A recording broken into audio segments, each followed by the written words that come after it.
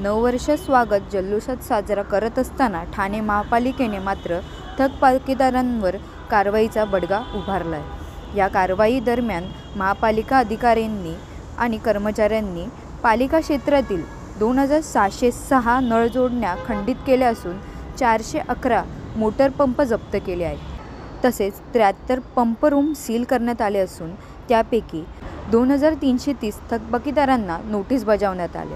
April ते डिसेंबर या काळात 77.98 कोटी रुपयांची बिल वसुली करण्यात आली आहे। पाणी पुरवठा विभागातर्फे राबवण्यात आलेल्या धडक मोहिमेत डिसेंबर महिन्यात 21.85 कोटी रुपयांची वसुली करण्यात आली आहे। महापालिकेची पाणी बिले रक्कम 225 कोटी रुपयांच्या घरात आहे। त्यापैकी 76 कोटी रुपये ही थकबाकी असून चालू वर्षाची बिल रक्कम ही 148 कोटी रुपये आहे। पाणी बिलाची थकबाकी न भरल्यास नळ जोडणी खंडित करून पाणी पुरवठा बंद करण्याची कारवाई सुरू करण्यात आली आहे।